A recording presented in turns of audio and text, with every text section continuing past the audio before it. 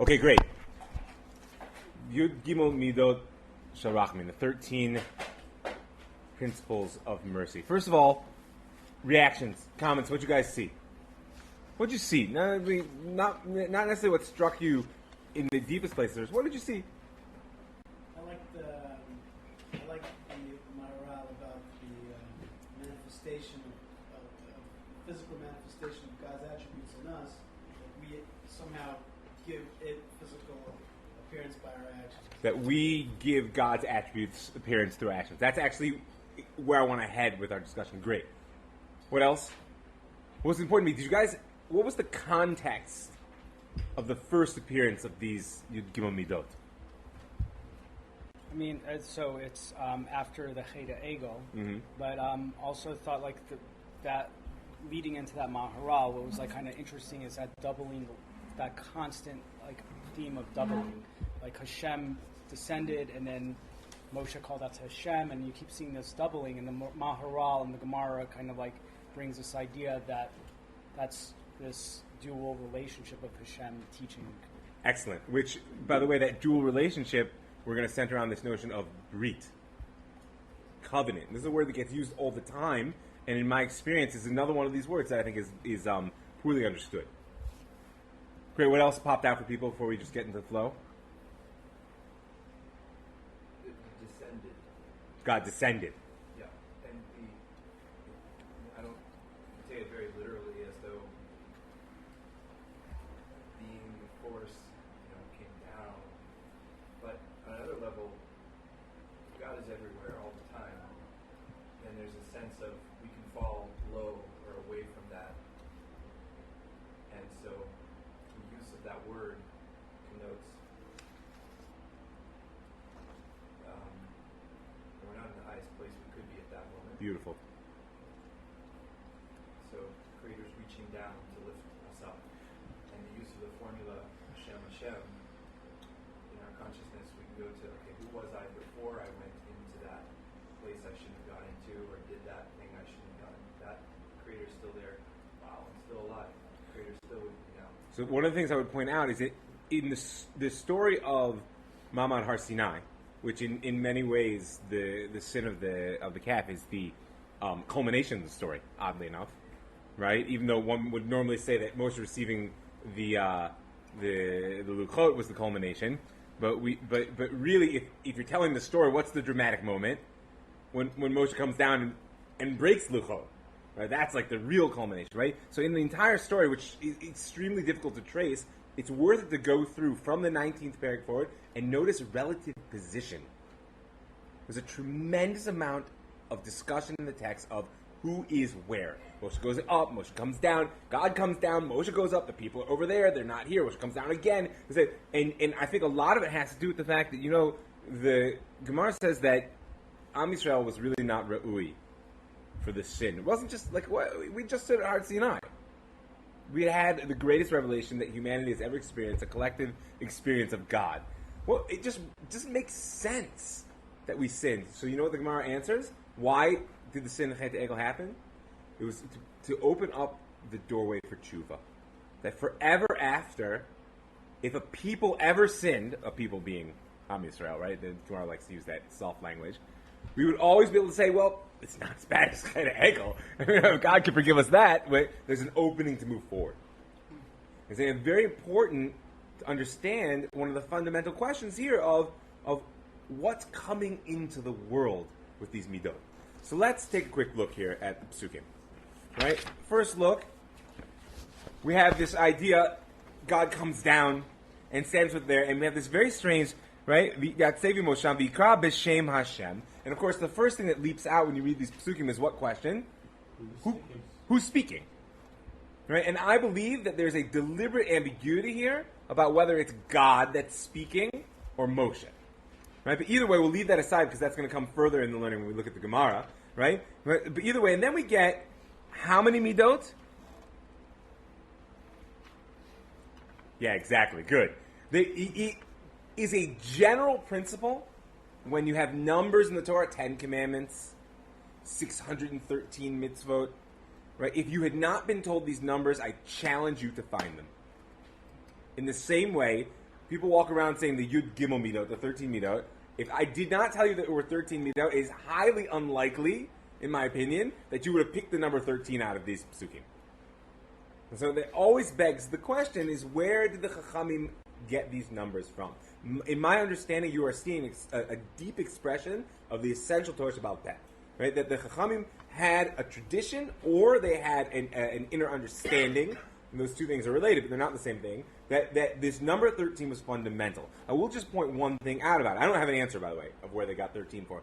But I will point out a very simple but profound gematria, is that 13 is the gematria of Echad. Right? And this whole story is a story of how one unifies with God, as those of you who reached the Maharal saw. Right? And it's a good opportunity. And in a plug for the next session, which is not the coming week, because of course Thursday night of the coming week will be all celebrating the new year, right? Not with fireworks and stuff. But will be Erev Yom Kippur, and there we're going to talk about what's the role of Kriyat Shema, and particularly why do we say Baruch Shem Kavod Malchuto Le'olam Va'ed out loud on Yom Kippur when the rest of the year we say it sort of under our breath.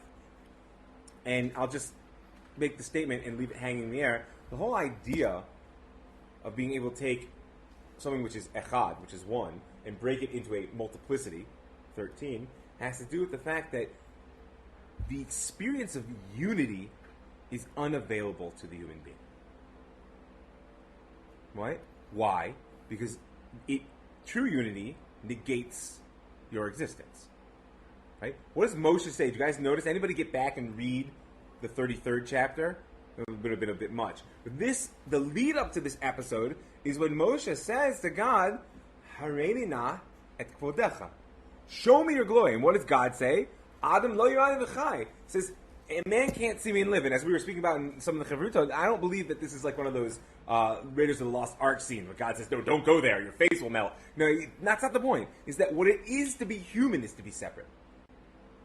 Adam lo yirani v'chai. You want to remain Adam, Moshe? That can't happen.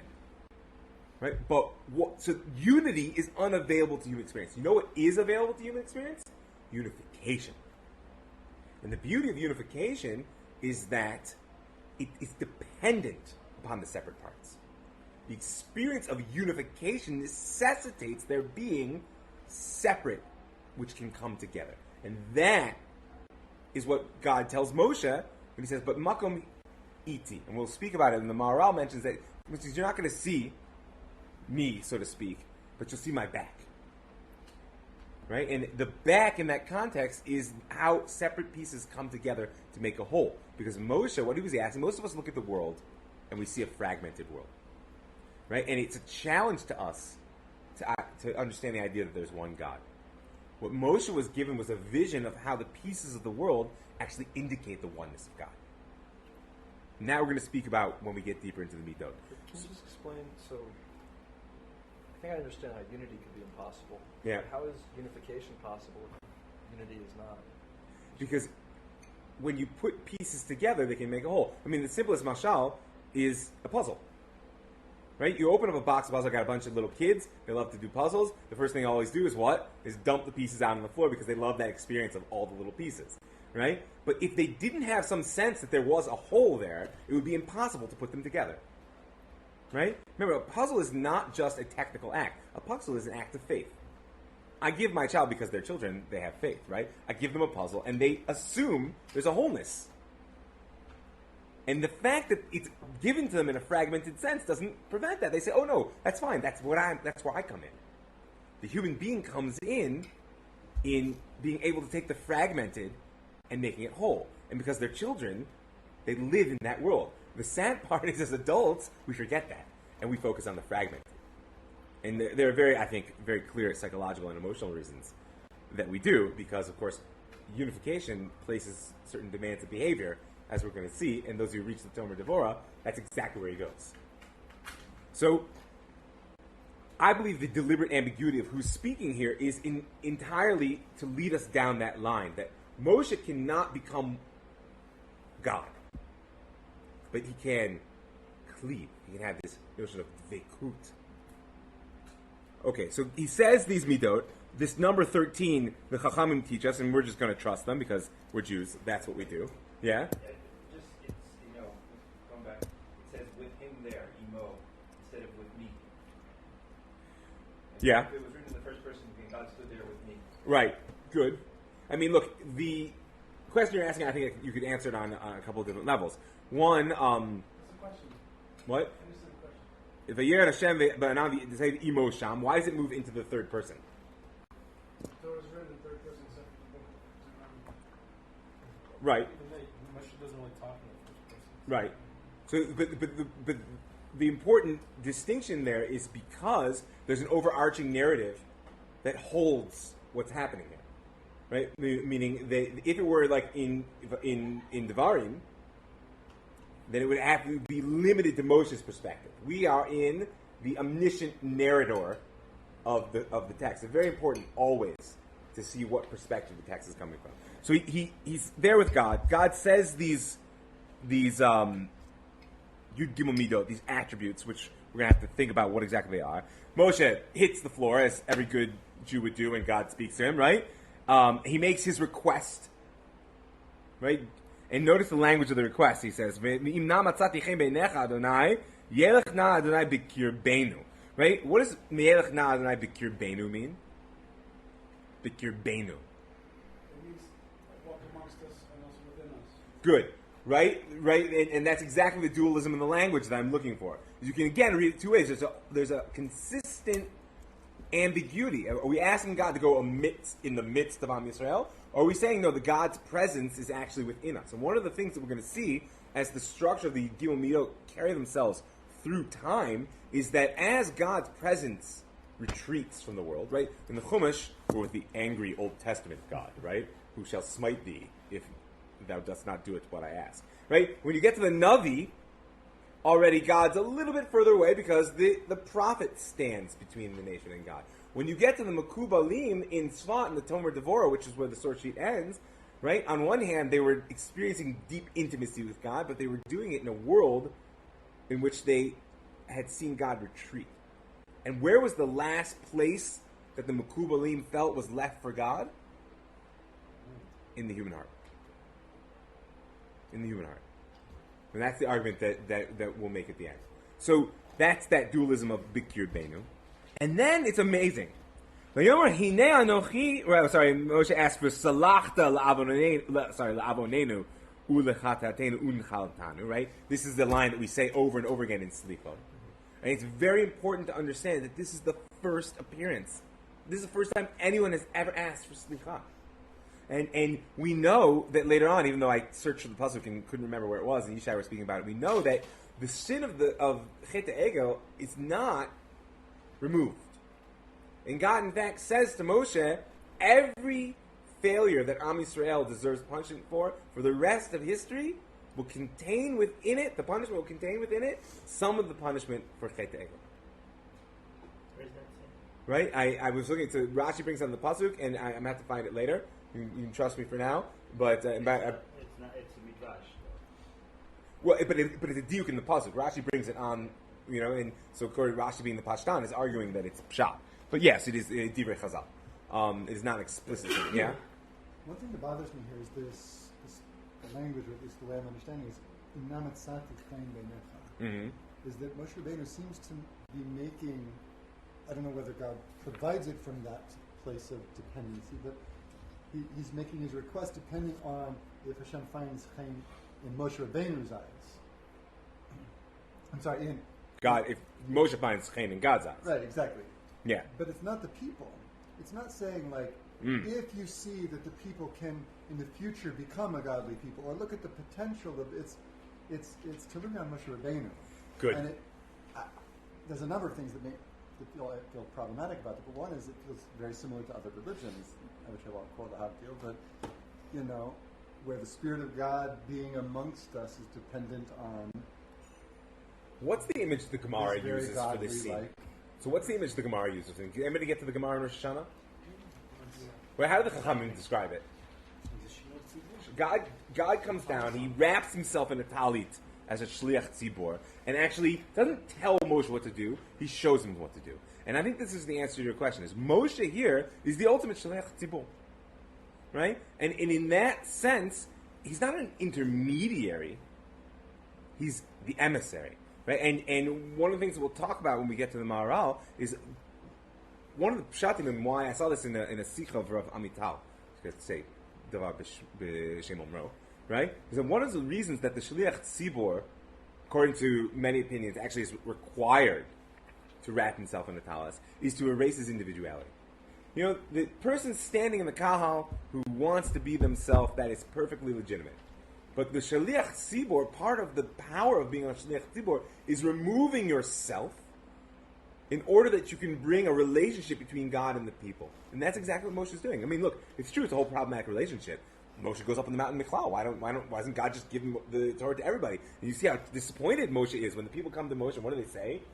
You go. We heard the first two, that was enough for us.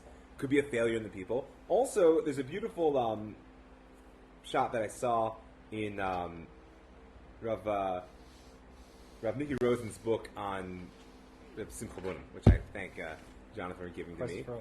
Quest for Authenticity. Amazing book. Right? And then he says that in Shizka, the idea of the Rebbe was not someone who is an intermediary, who stands between you and God, which is a classic notion in Chassidut.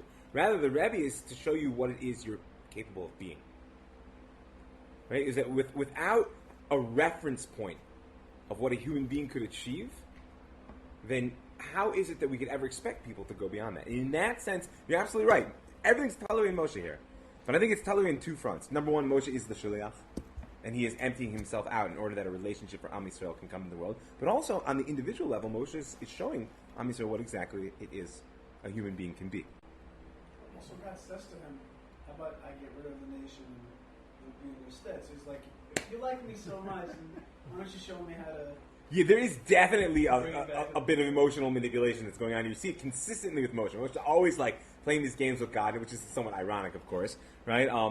But I don't want to go there right now because the last piece I want to get out of the Psukim, because I do want to do justice to the work you guys did in seeing the sources, right? The last piece here is critical. V'yomer hinei anochi koreit brit neged kol hamecha, eseh niflot asher lo nivrau b'kol haaretz u'b'kol hagoyim.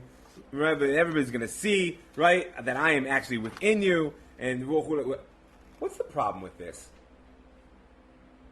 God has just said a new breed is coming to the world. That's great.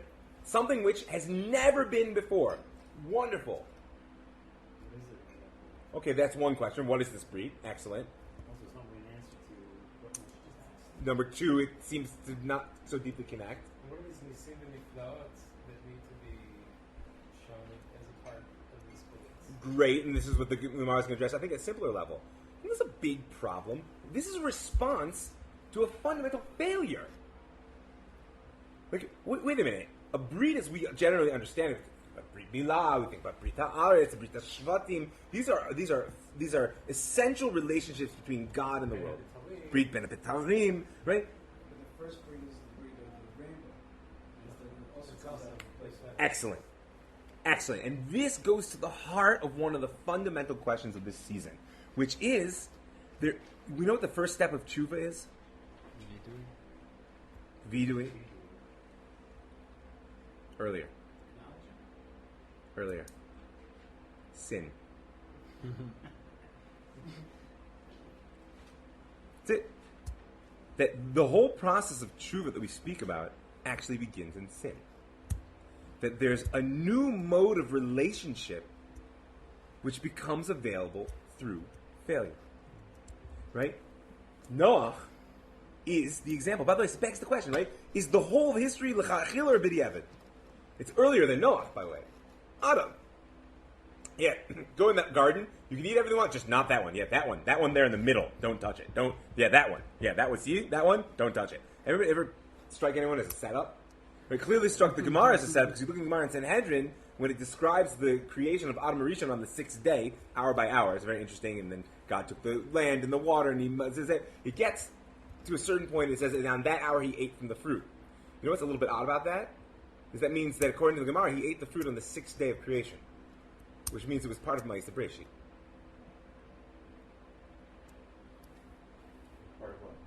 part of the act of creation. Meaning, we always look at it in the simple shot is God did all of creation, then he said, okay, now go, and Adam blew it. The Gemara's perspective was, no, this was an essential part of creation. Because I'm going to argue, it doesn't reach its realization until the first time someone says, Slicha. Right? It's true, Adam he doesn't say Slicha, and which is why, by the way, we live in a fallen world. And Noah fails as well, even though God says, okay, I'll never destroy it that way again, right? But that's a with creation, not so much with man. This is the first time a failure has actually produced a heightened relationship with God. God has brought a whole new mode of relationship into the world. These are the Yud Gimel Midot. But you go too far like that, and it takes you to a pretty absurd and disturbing place. How so? Where wrongdoing is the basis of spiritual growth, or something. Or Hashem wants us at some level to do wrong in order to perfect the world. And, that's a weird thing. It is a weird thing. I was going to say, I hear what you're saying. To me, that sounds like an intellectual understanding. And what Mike's bringing out is just the reality that we do wrong, and when we approach it in a healthy way, let's say, for instance, in a relationship, then it yields growth.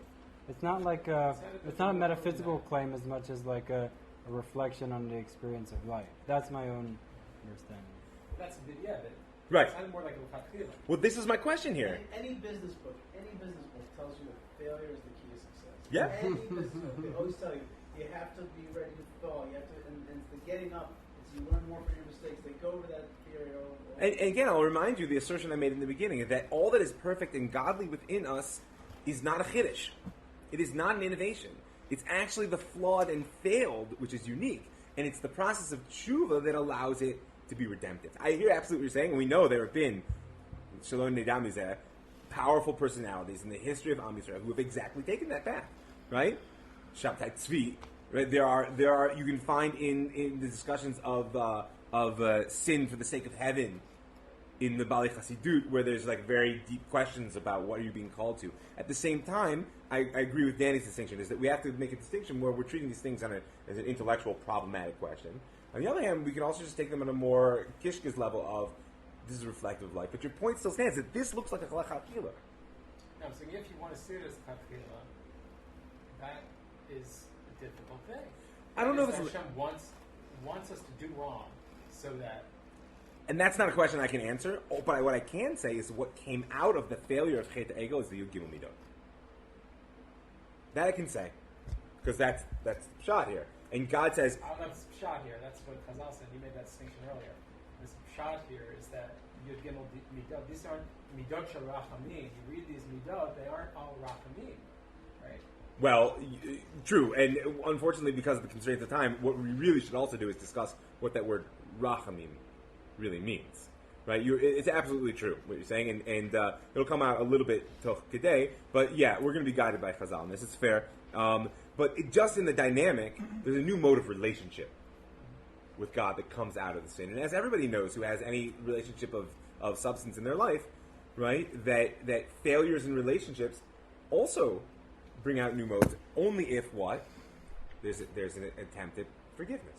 But he is right, though, that, like by the sin of the spies that we're talking about, there's a point where it's like, not every failure leads to growth. Some failures are like termination. Yeah, sure. And we're gonna touch on that in terms of the progress of how the Gimel Midot show up. Yeah. Just want to distinguish, I think, that there's a difference between sin and evil, faith and ra. Mm-hmm. And there's no mention of it. It's not even really a clear punishment, other than that 3,000 are killed for. But there's no accusation that God makes against the Bnei Israel at the end of this. It's sort of like, okay, if I'm accepting human beings as human beings, I'm not going to just build a nation for Moshe as someone who is apparently beyond that type of person. Expectation, right? So then, okay, then this is the way it is. Yeah, there's an acceptance. Right, and that faith has an element, I guess, of acceptance. Ra is something that we don't accept. Beautiful. So from that, I want to just jump to this kapitel Tehillim here. Right. So people are familiar with Mima Makim Karaticha Hashem, right? Right. And there's this line Ki imcha slicha l'ma'an tibarek. With you is forgiveness in order that you be feared. It's a very strange line. Most of the commentators understand this as a statement of God's exclusive ability to give this thing called slicha. And therefore, if it were given over to messengers or emissaries, if we were able to actually acquire slicha from anyone else, then God wouldn't have this unique. Remember, fear is not the best translation of yira. It's a sense of awe, right? I mean, I like to distinguish between fear and awe like this. Fear is this. Awe is that. You know, I mean, they're both like deep reactions, as we talked about the other day, right? And so, what it is that the power to forgive is transformative. It illuminates that there's a context within which I'm operating, which I did not know. Think about it. If you just summon to your mind, it's not so easy. Summon to mind sometime when you did something wrong to someone you loved. And not just something wrong, if you can think of something which you actually feared had jeopardized the relationship. I'm not talking about you left the dishes out without cleaning, etc. It's something that really you feared jeopardized a relationship that was of value to you. And if you managed to seek and receive forgiveness, what did it do to your understanding of the relationship?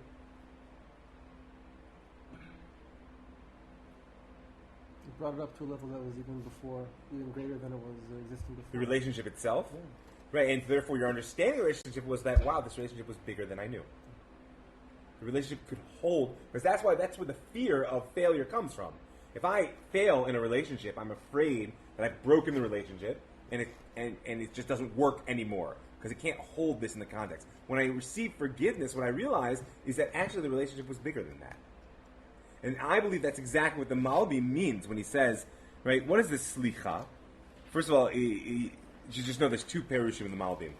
In the Nach, there's his sort of longer perush of the meaning, and then there's this perush hamilot.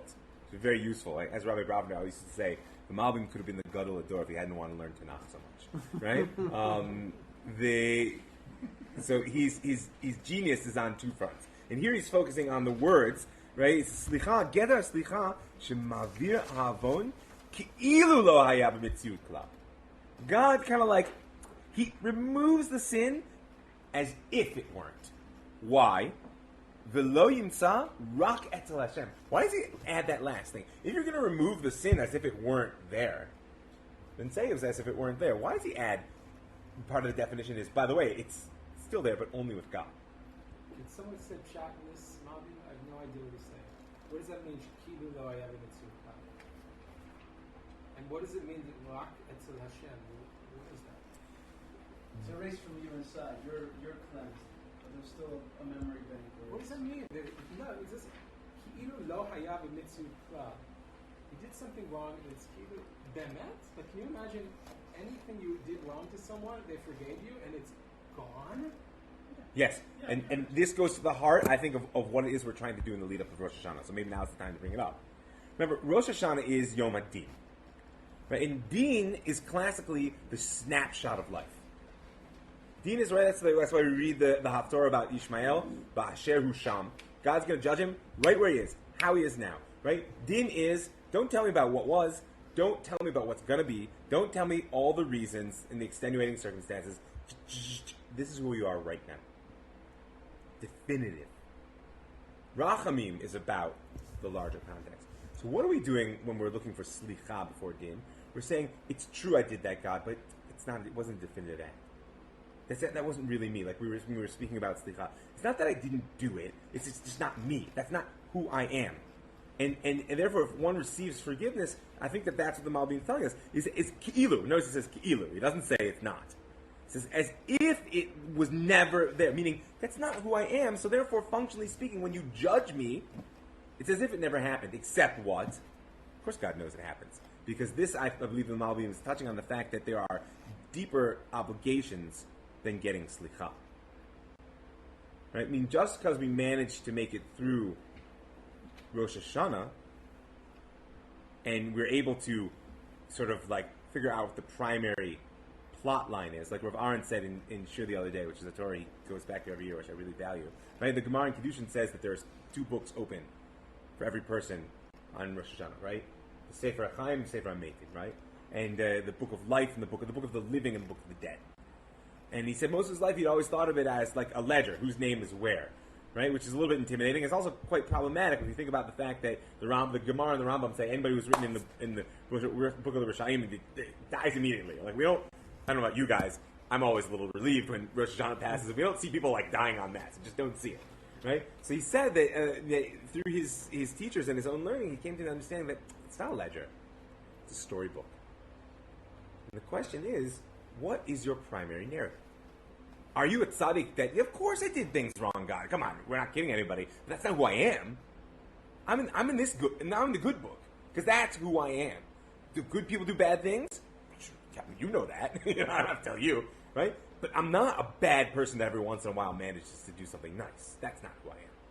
And if you think about it, Darth Vader belongs in the book of the Mercey, right? Up until the end, right? That's true. What? It's sort of a true.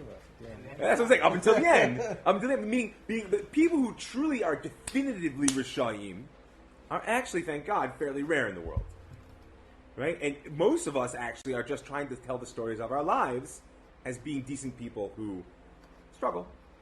So Darth Vader does tshuva by reestablishing a relationship. Yeah, he does, right? There's also a real judgment too, chucking the emperor down the hole. But anyway, I think what the Malbim is telling you is that this is a stage. We say slichot before Rosh Hashanah because what we're trying to say is, God, yeah, you're going to judge me. I can't get away from that one, right? But judge me by who I am. But what? But you can't ignore the reality of what you've done. That's kapara. You know, when Rashi defines kapara, he says that, you know, the bowls that were used to offer blood on the altar were called kaparot. Why? Rashi says because when the Kohen sprinkles blood, it has to be from the bowl and not from his finger. Each time he takes it, he dips it in, and he does his lifa on the altar, and then he has to wipe his finger on the edge, and then do it again. So Rashi says that's what kapara is. Kapara is actually the removing. Right? That's Yom Kippur. When God says, okay, when I judge you, I'm willing to give you slicha. And says, kilu it wasn't. But what? Yimtza rach etzel Hashem. So if you want kapara, because what you did, you did. That's a deeper work. And that we're not speaking about quite right now. That's how I understand the model. So we move on to the Gemara. The Gemara is an amazing Gemara, right? First of all, notice Rabbi Yochanan's deep theological issue, right? I mean, he obviously touches on some root problem in these psukim because he says if it weren't explicitly written, you could never say such a thing. Why? What's Rabbi Yochanan bothered by? And then he goes into this description of that, well, he's not even going to tell you the text. He'll just tell you really what happens. God came, he wrapped himself in this talus before Moshe, and he showed him the order of prayer. He didn't tell him what to do, he showed him. And then he goes further and he says, whenever they sin, let them do this and I will forgive them. Notice the promise. Right? And Rav Yehuda at the end says, the covenant that was made here, they'll never be turned away empty-handed. As it says, behold, I make a covenant. What's bothering Rabbi Yochanan that he has to say if this weren't written in the Torah, we'd never be able to assert it? The heart is the anthropomorphism. Thank you. Well, he's anthropomorphizing. I think it's two things. One is we just don't see Hashem running around in the Torah talking about Hashem's self and all of the midot and laying it all out there. This is as close as Hashem comes to talking about Hashem's self. Yes. Self-referential, for sure. It's a remarkable pasuk we love. And moreover, we have a Masoret that, Hashem actually was teaching something through this. And it took this anthropomorphized state, which is even more remarkable. I think it's actually a combination of those two that is so remarkable to reveal. There is one other place where God speaks of himself, so to speak. We mentioned it the other day in Rav Daniel's share for those of you guys who were here. Is that the moment when Moshe is given the name of redemption, right? Moshe stands at the Sneh Boer, at the burning bush, and he has a whole back and forth with God. And at the end, he says, "Well, they're going to ask me, God, what's your name? Who sent you?" And what does God say? Hey, yeah. Right? That's the one name of God which can actually never be said because it's in the first person. right?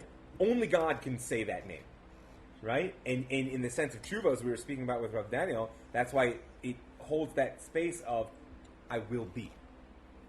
Right? That's always the necessary aspect of tshuva. Because one of the reasons that slicha is so important is we get weighed down by these things that we feel are not definitive. However, because we're in a relationship, and that's really where I want to focus on for the remainder, because we're in a relationship, it's not enough. Let's just keep it in the simple sense. If I have my wife, and I feel I've done things in the relationship that are wrong, which I definitely have, right? But I feel they don't define me in that relationship. Well, that's all well and good, but what? If she feels they define me, it doesn't really help, does it? Right? Because we're in that relationship, and to a certain degree, a relationship means I'm willing to empower the other person to define me to some degree in that relationship. There's a constant interplay. So that's why slicha is a higher form of the relationship, where I am able to assert a deeper reality. These are not what defines me, and the other person is willing to accept. Right? So that's I will be. Right? It's true. Don't define me by that, because I am still becoming. I'm in that process. That's the other place where God is self-referential.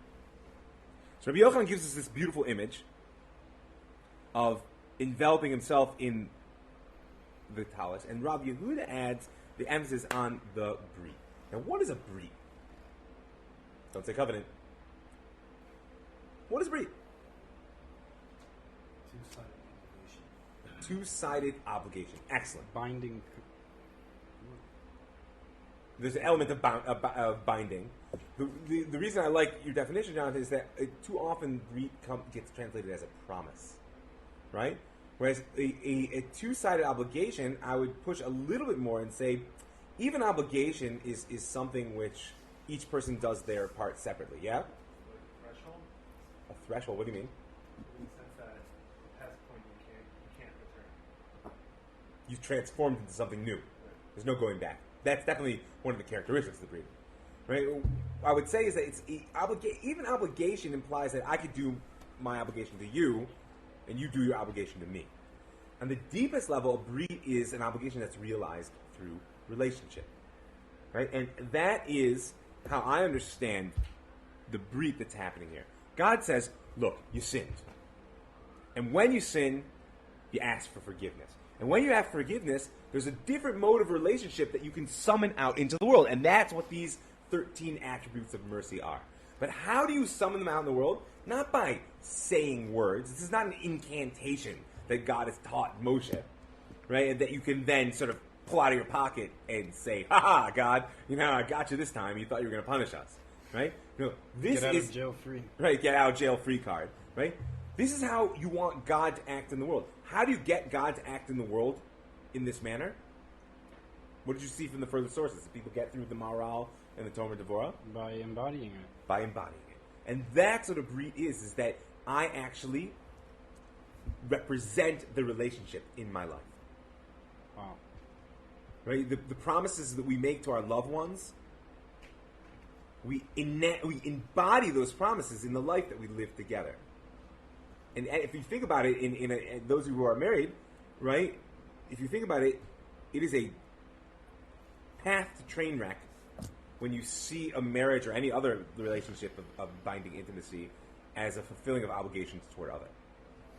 It's true that that's an element, and I think it's an important element. I think it needs, but by definition, that's an arm's length relationship, because I have an obligation to you, right? Whereas if I'm trying to be what we want to be together, then I actually just act in a certain way that embodies that relationship. I act in a loving way, in a respectful way, not because I'm obligated to love you or respect you. I am loving and respect. I am merciful. I am, sort of long-suffering. This, fortunately for the timing, will take us right to the Maharal. So, the Maharal, first of all, just a word that the Baragola, for those of you who haven't learned it, first of all, two thumbs up, highly recommended. The second and the fourth Bear, if you don't want to learn the whole thing, I'd say are just not to be missed. Right? And the Baragola is the Maharal's polemic in defense of the Torah Shabbat Peh, of the oral Torah. He goes through, and each Bear is a different claim that both the Jews and Christians and assorted philosophers were making against the Masorah, and he goes through and he just blasts them in the way that only the Maharal can, right? So here in the fourth Be'er, he's dealing with the problematic nature of anthropomorphism. Right? And the assertion that he made here, why was it important? What did you get? Why was it important that the Gemara take what is ambiguity in the Pesukim, where we pointed out in the Pesukim it could have been Moshe. It would have been very easy for the Gemara to read the Pesukim saying God came down and Moshe said, Hashem Kel Rachum, but it didn't. And instead, the Gemara went so far as to say that God showed Moshe how to pray. He didn't just tell him what to say. He wrapped himself in the talis and said, this is how you do it. According to the Maharal, why was it so important that God show him? You guys, were you able to pull that out of the Maharal? So what he did was he pulled us back to the context. You notice what? Well, wait. We'll get to the covenant. That is the second. That's the specific. What are we learning from the image of the talus? But words used, which is like means it counts the question. What would have been the question? Why was it so difficult for Moshe to so to speak in covenant? Because it just seems to be like Moshe wanted to see, as you said, unity. Are you not to go back? And God said, can't do that. And I have to show you what you can, what you're capable of doing. And what that is like somehow connecting to me, somehow unifying yourself. That's the best you can do. Unifying yourself to me? What does he say? He says, look at the pasuk. It's about eight lines like, in. As in like my attributes. Right, good. He's not see my face, right? Adam lo yirani v'chai. That you can't do, but I'm going to pass all my good before you, and I will proclaim the name of the Lord. That's the first place. By the way, that's where the Chachamim get their argument that it is pshat, that it's God saying it and not Moshe. Because God has already warned Moshe that God himself will say the name of God. And then he says, this is because to see God's glory itself is impossible. That's what God told him. Moshe could only cleave to his attributes. He's dovek b'midotav. And when you are dovek b'midotav, you cleave to his attributes, then you cleave to God to the extent that it's possible. What does it mean to cleave to God's attributes? What does that mean? It's dovek b'midotav. A midah is a mode of relationship. It's always very important to understand. That's also how I've been taught to understand what are known as the Eser Sfirot, the 10 emanations with which God created the world, are not some abstract spiritual structure. They're modes of relationship of how God acts toward his creation, which are embodied in the world in various ways. And that's what God's midot are. These are modes of relationship. So therefore, how does Moshe cling to God's midot? By realizing God's modes of relationship in the world. If God is merciful, then somehow Moshe has to cling to the midah of Rachum. How do you cling to the midah of Rachum? Right. And this is when you see those who got to Tomer Devorah, see there's a progression. The Gimel Midot show up first here in Shemot. And then in Bamidbar at Chetam Araglim, where they only sort of work, then Moshe pulls them out as we were speaking about in partial form. Then they get a little bit, they pop up in bits and pieces in various Pesukim in the Navi. And then somehow we have this tradition that in Micha, the end of Micha, when it says Mi El Kamocha, and it will say Avon over Al Pesha, v'chulei, those Pesukim, I hope you got the chance to see, that these are the inner truth of the Gimel Midot. And what did the Tomer Dor do with them? Did anybody get a chance to look at that piece? Well, then we'll hold, and I'll end with that.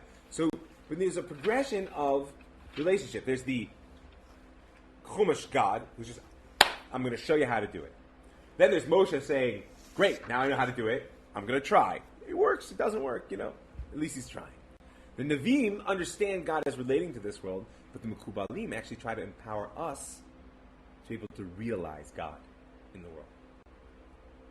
Right? The further God retreats to the world, the more apparent it becomes that the one place left for God's presence is in the hearts of men.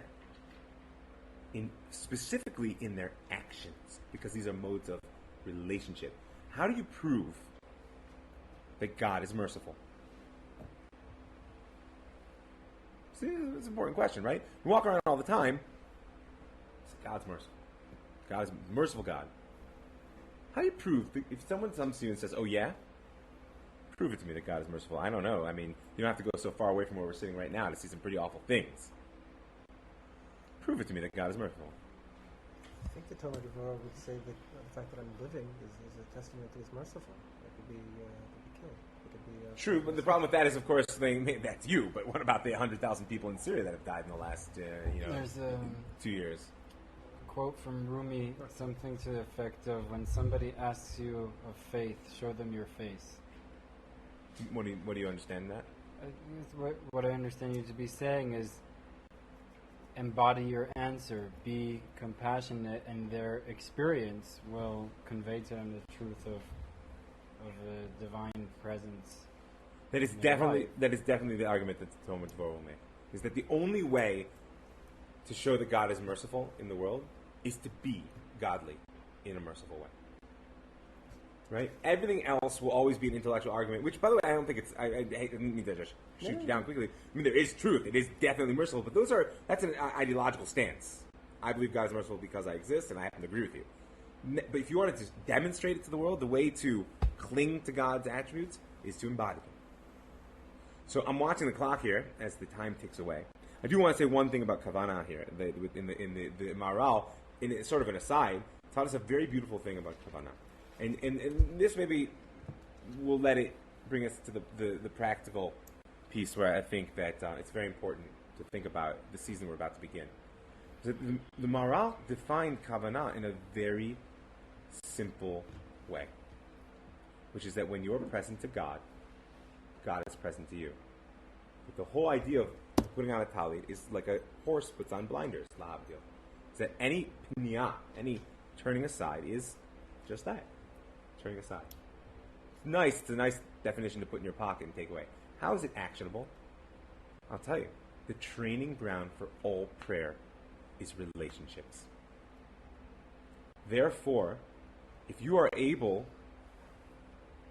whomever you're speaking to train yourself to recognize, oh, Danny's talking right now, but I have my own narrative going in my head, either interpreting what he's saying, preparing to tell him my answer, or bichlal, thinking about something else, then why do you think you would be able to face God with any more kavanah? It's very important to take every opportunity you have during the day and check yourself. But you have to be realistic. This is not easy.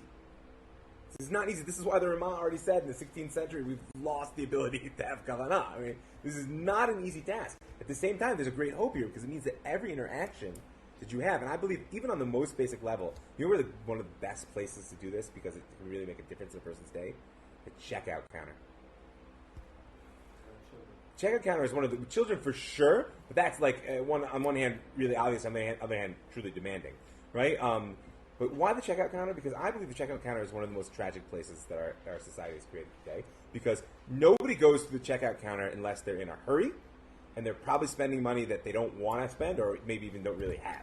So therefore, the stress that comes to bear is intense. There's people behind you. There's people in front of you, right? And here's this person who is essentially nothing more than the extension of the cash register. They're essentially nothing more than the extension of the cash register. And you can so easily treat them that way. But I promise you that it will make a difference in your ability to pray if when you walk up to that cash register, you're able to look this person in the face and smile and say Boker Tov. Or if it's afternoon, it's Ryan Cooking. And just push yourself to do the same thing you have to do. Like when you go into tefillah, you're not in a hurry. You don't have stress. There aren't other things that you need. Maybe this is time you don't really have. Right? The problem is that, if you put an army into the field against their enemy without ever training, what happens to them? Right? Don't walk into tefillah and think you're going to be able to look God in the face without all the things that are distracting and pressuring you and think you're just going to be able to do it. Practice. And these little encounters, plus, obviously, I agree with you 100%, Reuben, your children and your spouse and loved ones in your lives, absolutely. The reason I didn't go there right away is because that's very intimidating, and that's the kind of stuff during the course of the year that we'll really speak about. But one of the beauties I find in the checkout counter is it's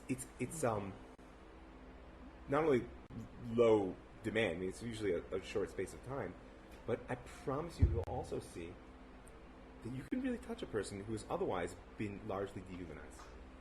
And that's exactly what the Maharal is saying here, is you can embody God in that moment and bring a little bit of mercy back into this person's life. And then, before you pray, picture one of two things or both. How you felt when you did it. Give yourself a little credit. And also the look in that person's face. Because in that moment, that person's face, if you manage to touch them, and it doesn't always happen. Sometimes they're also distracted and not interested in the human interaction. They'd rather be part of the cash register right now because it's just too hard. Right? Nevertheless, if you manage to touch a person, then you're seeing the light of God reflected in their face. And if you can picture that before you pray, you're one step closer to this kavanah. So last piece, and I want to end with this. The Tomer Devorah takes the you gotta go. The Tomer Devorah takes the structure of the Gilul Midot to the next level. He actually specifically goes through and tells you what behavior each of these midot represent. So I'm not going to do it now because it's not the time and place to go through it all. But one of the things that I would like to point out is he has an assumption, which is what we've spoken out, which is the purpose of existence. That it is proper and fitting that a person should be in the image of God. And that the Yud Gimel Midot are exactly about how is it that I embody God in the world. Right? So what I want to do is now suggest a couple of ways that the process of slichot can be deepened in order to achieve that very thing. First of all, I just want to commend to you guys two very practical tools for prayer in general. One is a prayer journal, a tefillah journal. I would really tell you that you should commit to yourselves, if you want to get the fullness out of it, that just for slichot, because to say you're going to keep a prayer journal forever is, I think, a bit more, a higher level commitment than is reasonable to just take on immediately. But look, slichot for Ashkenazim go from Motzei Shabbos through Erev Yom Kippur. Sachakol, you're talking about 2 weeks, maybe a couple of days more, right? What is it you do in a tefillah journal, right? It's check-in. Either you use it beforehand, and one of the most useful things you can do, by the way, is write down all the things that are distracting you, just to give them their place, so that when you go into prayer, you know they're still there, you can come back to them. But also, do yourself a favor. Check in afterwards. What was real? What wasn't? You have to be able to forgive yourself. Right? One of the things I feel is really tragic in the religious world today is there's very little acceptance of what it is to be in process. Right? Not just, obviously, for Bali Tshuva like myself, who came to the structure later in life, that it's obvious you have to be in process. At a certain point, you jumped onto a moving train. Right? But even for people who've been doing this their whole life, there's very little acceptance of the fact that, you know what? If something doesn't work for me, I'm going to drop back 10 and punt. Right? And you know what dropping back 10 and punting looks like in Slichot? Just saying the Yud Gimel Midot. And not just saying them, reflecting on them. Reflecting on them. And you've got, in your shul, maybe it's 20 minutes, maybe it's 30 minutes, whatever it is. And, you know, the liturgical poems that we say, if people are not aware, there's absolutely no obligation to say Slichot at all. There's no binding, there's no halakha that says you have to do such a thing. Right? It's a very strong minhag in Am Yisrael. I would never disparage it. The minhag, but its purpose is to serve as a preparation for Rosh Hashanah. So if something's going to be a preparation, then let it be that. And you know what? The one thing I beg and plead with you, never lie when you're praying. Never lie. If it doesn't work, just say it doesn't work. That's the first step to try and fix it. So, what does that look like here? Be honest in this Slichot journal, and I would recommend to you let go of the need to say all these liturgical poems, unless they speak to you. And they're very beautiful, but because of their language and because of the widespread knowledge that they demand for the whole corpus of Torah, for most people, they're a bit of a closed book. But taking time to do the next piece, which is I would recommend that before you leave tonight, or at least on the way home, you pick one of these midot. I highly encourage you to get the book Tomer Devorah. The first chapter goes through the 13 attributes and all of the behaviors, interpersonal. It's all interpersonal behavior. all the interpersonal behaviors that embody them. I encourage you to do that, or I put on the end here the list that Tosfos brings on that Gemara in Rosh Hashanah of what these attributes are. Pick one and decide you're going to embody it for the process of slichot. Right? The other piece that I would recommend is a spiritual chavruta. I really encourage everyone to choose someone here. If you can choose someone that you actually daven with on a regular basis, mazeh tov. If not, someone that you're going to check in with and you commit to each other. We're going to either speak once in the coming week, meaning each person calls the other one. Just someone who understands what we've been speaking about today, who shared an experience, just to check in and say, how's slichot last night? And someone you can be honest with who says, man, that was just awesome. It was great. Or, you know, it's terrible. I feel like I'm wasting my time. Not with any goal of giving someone advice. Please don't misunderstand me. I'm not looking for just someone who can hold what it is you have to say. I recommend you speak to each other once. You mean each person calls the other, which is sacral once. Or because it's a modern world, texting each other twice. Texting actually works really well because texting is a call to consciousness. You get a text from someone who says, how was slichot last night? You suddenly say, wait a minute. How was slichot last night? And that's an opening for, well, how do I want it to be tonight? Right? That's a very important tool, and I really encourage everyone before they leave tonight to find someone here. If you have someone else in your life that can serve that role, that's also good. But we're trying to build a little bit of community here. So, in short, what I would say, just to kind of wrap things up, because it's that time, is that there's a mysterious depth of relationship that God offered Am Yisrael after the failure of Chet Egel, which is embodied in these 13 attributes of mercy. And as I said, in that sense, the first step of tshuva is actually sin. And the process of slicha is the process, when it's directed toward ourselves, or whether it's directed toward others, of saying, it's true I did that, but it doesn't define who I am. Right? So I want to give us all a bracha that in coming into this season of the cycle of prayer, we should have the courage to see who we are and accept ourselves in that mode. And also be able to assert who it is that we can be. And through that, decide